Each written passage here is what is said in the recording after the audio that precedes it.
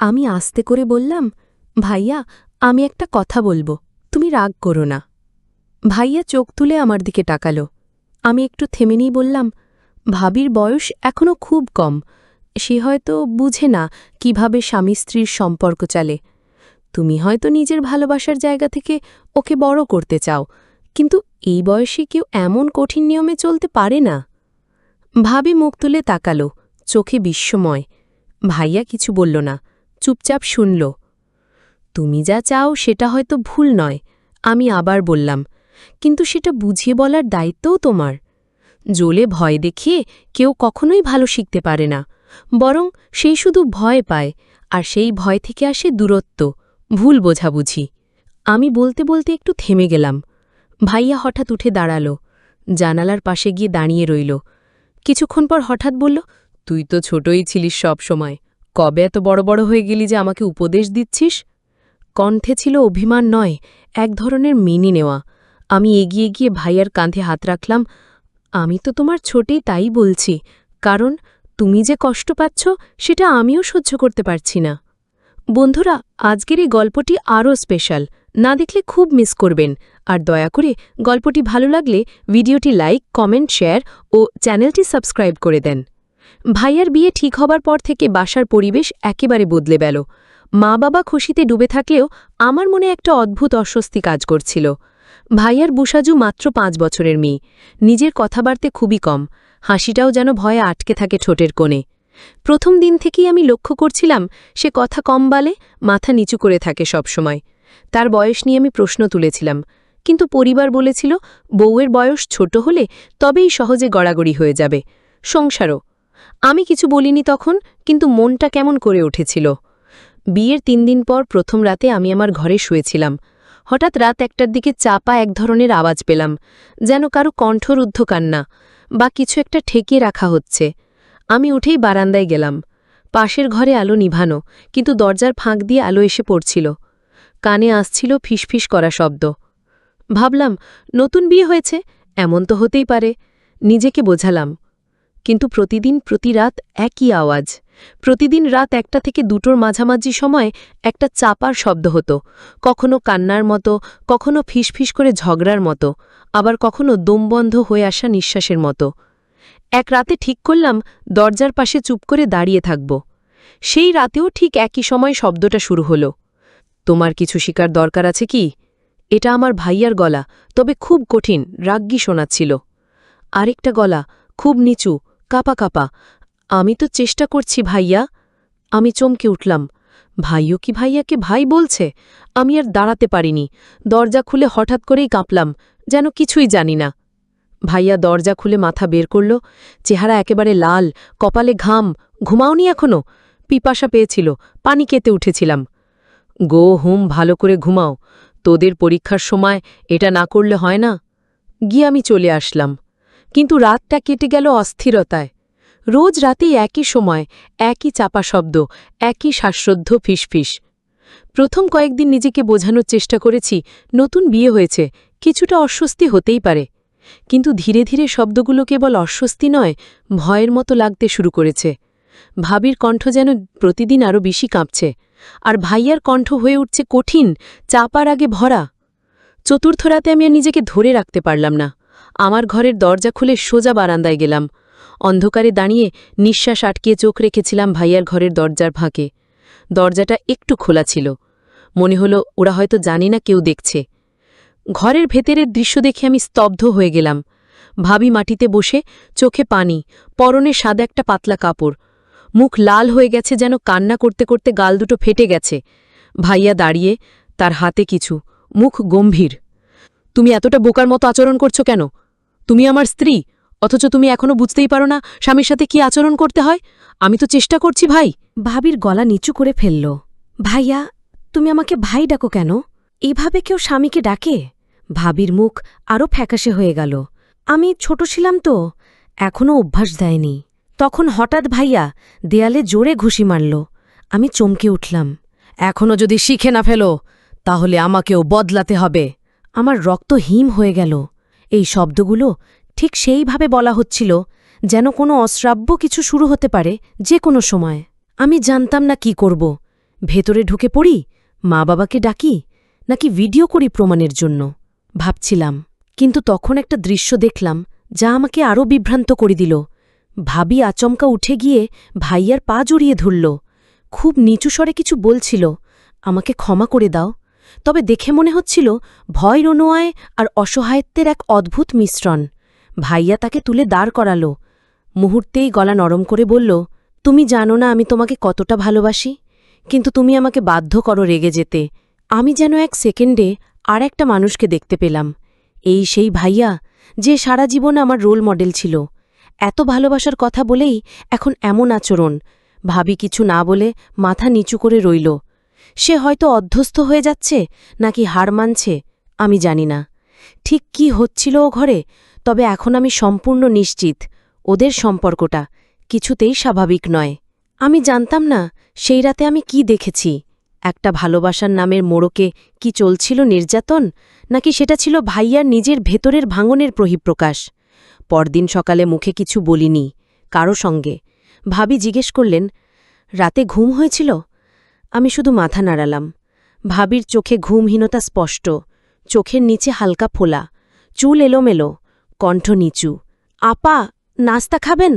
তার কণ্ঠে কোনো অভিযোগ নেই, নেই কোনো আকুলতা, যেন সে নিজের অবস্থান মেনেই নিয়েছে। আমি জানতাম একটা শব্দ বললেই হয়তো কিছু বদলাবে। মা বাবাকে জানালে বা ভাবির পরিবারের কাছে বিষয়টা তুললে ভাইয়ার অবস্থা কঠিন হয়ে যাবে। কিন্তু আমি পারলাম না। আমি কাউকে কিছু বললাম না, কারণ আমি জানতাম ভাইয়া কেমন। ছোটবেলা থেকে সংসারের দায়িত্ব নিজের কাঁধে নিয়েছে, নিজের শখ, নিজের সময় অল বিসর্জন দিয়ে কেবল আমাদের ভালো রাখার জন্য লড়েছে। আজ যদি তার বিরুদ্ধে মুখ খুলি, তাহলে সেটা কি বিশ্বাসঘাতকতা হবে না? আমি নিজের মনে হাজারটা প্রশ্নে ভেসে যাচ্ছিলাম। ভাবি যেন দূর থেকে আমার চিন্তা পড়ে ফেল। এক দুপুরে রান্নাঘরে আমি একা বসেছিলাম। ভাবি আস্তে করে পাশে বসল। আপা, আমি চমকে তাকালাম। আপনি কিছু দেখেছেন? আমার মুখ শুকিয়ে গেল। কি দেখো? ভাবি নিচু গলায় বলল, আমি জানি না কি করব। আমি চেষ্টা করি, কিন্তু ভাইয়া খুব রেগে যায়। কিন্তু আমি জানি উনি খারাপ না, উনি শুধু চায় আমি যেন ওনার মতো হই। কি? এই কথা শুনে আমি আর চুপ থাকতে পারলাম না। কি মানে ওনার মতো হও? তুমি কি ভয় পাও ওকে? ভাবি আমার চোখে চোখ রেখে বলল, ভয় পাই, আবার পাই না। উনি রেগে গেলে খুব খারাপ লাগলেও পরে আবার মাফ চান। আমি জানি না, হয়তো ভালো বোনা গিয়ে আমার ভিতরটা কেঁপে উঠল। এই মেয়ে এখনও মনে করে ওর ভুল ভাইয়ার না। আমার ভাইয়া যে এখন একটা অদ্ভুত মানুষ হয়ে উঠছে, আমি সেটা স্বীকার করতেও ভয় পাচ্ছিলাম না। কিন্তু এটাও ঠিক, তার এই রূপটা আমি সহ্য করতে পারছিলাম না, কারণ আমি তাকে জানতাম ভিন্ন একজন মানুষ হিসেবে। সেদিন রাতে প্রথমবার ভাইয়ার ঘরের দরজার ফাঁকে নয়, আমি নিজেই গেলাম ও ঘরের সামনে দাঁড়িয়ে। ভেতর থেকে আসা তীব্র গলা, তুমি শিখবে না, আমি কিভাবে বোঝাই। আমি কাঁপা হাতে দরজায় টোকা দিলাম। দরজাটা ধীরে খুলে গেল। ভাইয়া চোখ বড় করে তাকিয়ে থাকল। তুই এখানে? আমি তাকালাম ওর চোখে, সেখানে রাগ নয়, একরাশ লজ্জা। আমি আস্তে করে বললাম, তুমি ঠিক আছো ভাইয়া? ওর মুখটা নরম হয়ে গেল। হঠাৎ করে সে বসে পড়ল, খাটের কোণে কপালে হাত দিয়ে বলল, আমি জানি না আমি কেমন হয়ে যাচ্ছি। ঘরটা তখন এক অদ্ভুত নীরবতায় ডুবেছিল। আমি, ভাইয়া আর ভাবি তিনজনই একটা ছোট ঘরে বসে আছে, অথচ যেন তিনটা আলাদা দুনিয়ায়।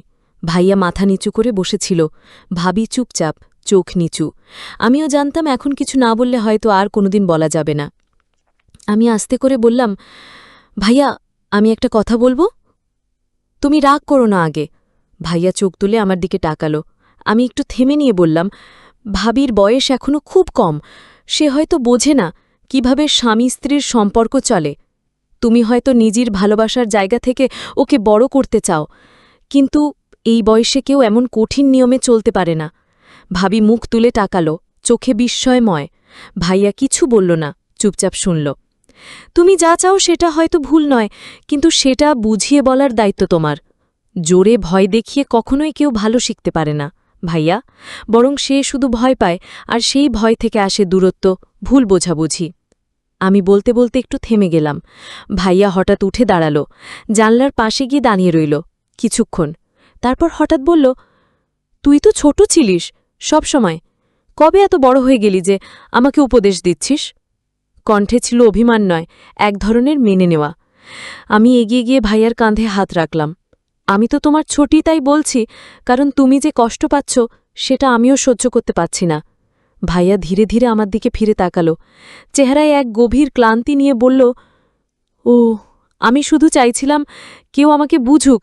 আমি যা চাই সেটা খারাপ নয়, আমি চাই একজন সঙ্গী যে আমার প্রয়োজন অনুভব করবে। সেই মুহূর্তে আমি আর ভাবির চোখের দিকে তাকাতে পারলাম না, কারণ আমি জানতাম ভাবি এসব এখনও বোঝার মতো বড় হয়নি। সে এখনও ভালোবাসা আর দায়িত্বের পার্থক্য বোঝে না, অথচ ভাইয়া চাইছে সেই বয়স্ক গভীরতা। আর এই খাঁকে অজান্তেই আমি নিজেই ভাইয়ার মনের কথা বুঝে ফেলেছি। এমনকি কিছু অনুভবও। আমরা তিনজন এক ঘরে, অথচ তিনটে ভিন্ন অনুভূতির লোক। ভাবি ভয়ে ঝাঁকা, ভাইয়া একাকিত্বে কাঁপা, আর আমি এই দুয়ের মাঝখানে দাঁড়িয়ে নিজের অবস্থান খুঁজে ফিরছি। রাত তখন অনেকটা গড়িয়ে গেছে। ভাইয়ার ঘরে আলো নেওয়ার আগ পর্যন্ত আমি পাশে ছিলাম, গল্প করেছি, পুরনো কথা মনে করিয়ে দিয়েছি। কিছু মুহূর্তে ভাইয়ার মুখে একটু শান্তির ছাপও ছিল। ভাবিও চুপচাপ আমাদের কথা শুনছিল, কখনো চোখে এক টুকরো ঈর্ষা, কখনো স্বস্তি। তবে আমি বুঝছিলাম, আমি যেন ওদের দুজনের মাঝখানে এসে দাঁড়িয়েছি না চাইতেই। রাত 12:30টার দিকে আমি উঠে বললাম, আমি চলি ভাইয়া, অনেক রাত হয়ে গেছে। ভাইয়া আস্তে করে মাথা নেড়েছে, ঠিক আছে, ঘুমাস ভালো করে। ওর কণ্ঠে ছিল সেই চেনা উষ্ণতা। আমি ঘরে ফিরে এলাম, দরজা বন্ধ করেই আয়নার সামনে দাঁড়ালাম। হঠাৎ নিজেকে অপরিচিত লাগল।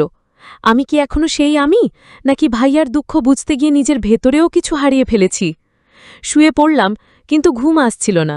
কান খাড়া করেই রেখেছিলাম, ভাবলাম আবার সেই রাতের মতো কোনো অদ্ভুত শব্দ শুনব কিনা। আজ যেন সব নীরব।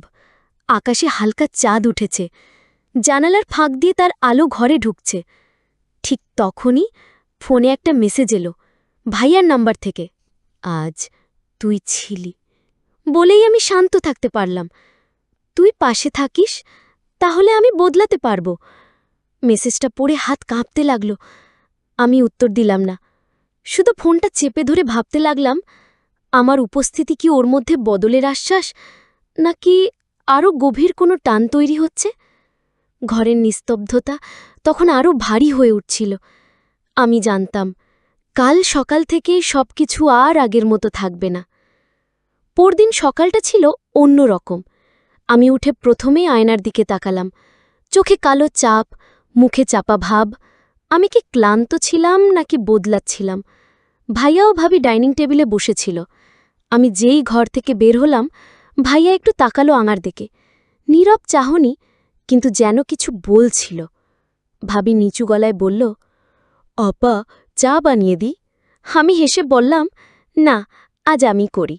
চা বানাতে বানাতে আমি ভাবছিলাম, এই সংসারে আমি কি ভূমিকা নিয়েছি। ভাবি যে এখনো নতুন, যার বয়সী বোঝে না সংসার মানে কি। ভাইয়া যে নিজের ভেতরের তীব্র শূন্যতা পূরণ করতে চাচ্ছে, কিন্তু হয়তো ভুল পথে। আর আমি তো কেবল সাহায্য করতে চেয়েছিলাম, ভাইয়াকে বদলাতে, ভাবিকে বুঝতে শিখাতে, কিন্তু নিজের ভেতরের এক অজানা অনুভবের সঙ্গে লড়ছিলাম। রাত হলে আবার কথা হলো ভাইয়ার সঙ্গে। আমি জানালা দিয়ে চাঁদের দিকে তাকিয়েছিলাম। ভাইয়া পাশে এসে দাঁড়ালো। তুই পাশে থাকিস তো সব সহজ লাগে। আমি চোখ নামিয়ে বলি, তুমি থাকলে আমি আছি ভাইয়া, সব সময়। উন্নত সেই হাসির নিচে ছিল একটা চেপে রাখার সত্য। ভাইয়াকে সাহায্য করতে গিয়ে আমি নিজেই কোথায় যেন আটকে গেছি। দিনগুলো চলতে লাগল। ভাবি একটু একটু করে বুঝতে শিখছে, ভাইয়াও ধীরে ধীরে কম রাগ দেখাচ্ছে। সব ঠিক হয়ে যাচ্ছে বাইরের চোখে, কিন্তু আমার ভেতরটা আমি জানি, আমি আর আগের মতো নেই। ভাবি বদলে যাচ্ছ, সেও এখন আর আগের মতো চোখ নামিয়ে কথা বলে না, বরং অনেক সময় আমার চোখে চোখ রাখে। নির্ভেজাল কৌতূহল নিয়ে যেন সে আমাকে বুঝে ফেলতে চাইছে। না, শুধু বুঝে নয়, পরীক্ষা করছে। একদিন সন্ধ্যায় রান্নাঘরে সে আমাকে হঠাৎ জিজ্ঞেস করল, আপা, ভাইয়ের সাথে আপনি অনেক কথা বলেন, আজকাল ভালো লাগে আপনাদের বন্ধুত্ব দেখে। আমার ভেতরটা ধক করে উঠল।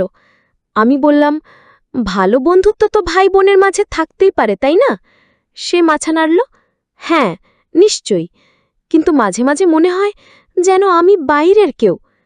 তার কণ্ঠে ঈর্ষা ছিল না, ছিল এক ধরনের ক্ষীণ ক্ষোভ আর ভয়ের ছায়া। রাত গভীর, আবারও সেই পুরনো ছাদের কোণে আমি দাঁড়িয়ে। ভাইয়া পাশে এসে দাঁড়ায়, একদম নীরব। হঠাৎ বলে, তুই থাকলে মনে হয় সব ঠিক হয়ে যাবে। আমি চোখ নামিয়ে বলি, তবে ভাবি, সে কোথায় থাকবে? ভাইয়া ধরা গলায় বলে, সে তো চুপ, তুই যে আমাকে বুঝিস। আমি প্রথমবার সরাসরি বললাম, ভাইয়া, তুমি যা খুঁজছ সেটা আমি দিতে পারি না, আমি পারলে না। ভাইয়া অবাক হয়ে তাকালো, তার চোখে তখন কষ্ট, হারানোর ভয় আর একটা বেপরোয়া আকাঙ্ক্ষা।